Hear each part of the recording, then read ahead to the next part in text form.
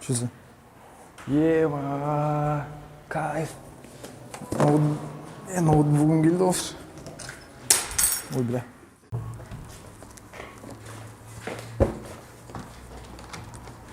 Дидар, Ау, помнишь, екеуміз ноутбукке заказ бердік қой?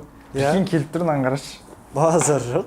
Сен YouTube каналың бар, білесіз ба? Соған видео түсірейік, обзор, ноутбук, мынау деп қалай қарайсың?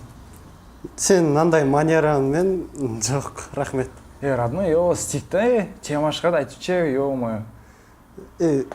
Реально манераны дұрысташы, сосын көреміз. Стик, родной, ё-моё, получится у нас. Ладно, давай. Түш кеттік.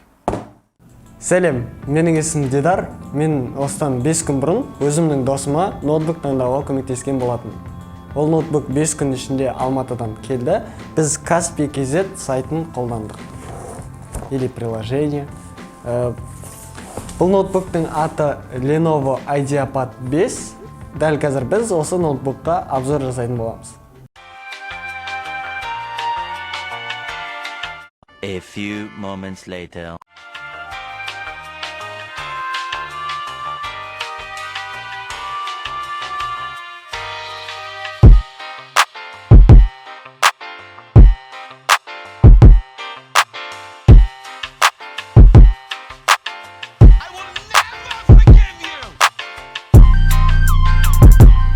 Ал енді бұл ноутбуктың характеристикасын айтып өтейін.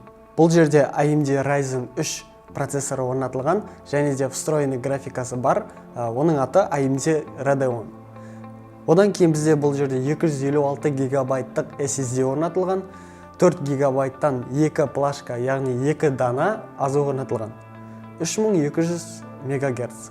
Ал енді ноутбуктың экранына келетін болсақ, бұл жерде Full HD 15 дюймді TN матрица, бірақ та ноутбук 15 дюймді болса да 14 дюйм секілді кіші, яғни экранның рамкалары кіттай, или кішкентай. Көбісі сұрауы мүмкін, енді 256 гигабайт ол аз болмай ма деп.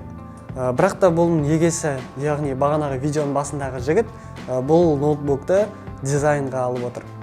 Менде қазір мына жерде Adobe Illustrator, Photoshop, Lightroom тұр. Біз сол SSD-дің скоростын тексеру мақсатында флешкадан SSD-ға лақтырып көрейік. Бір сөзбен айтқанда, скоростын көрейік.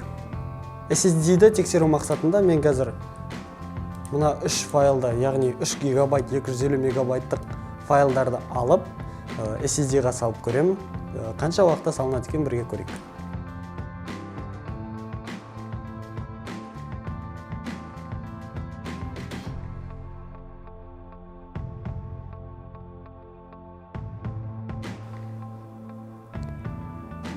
Бұл ноутбуктың камерасы сөзсіз жақсы. Дәл қазір біз настройкасына кіріп, қарап көреміз. Бұл ноутбуктың камерасы HD түсіреді және де 0,9 мегапиксель екен. Бірақ качествосы өте жақсы.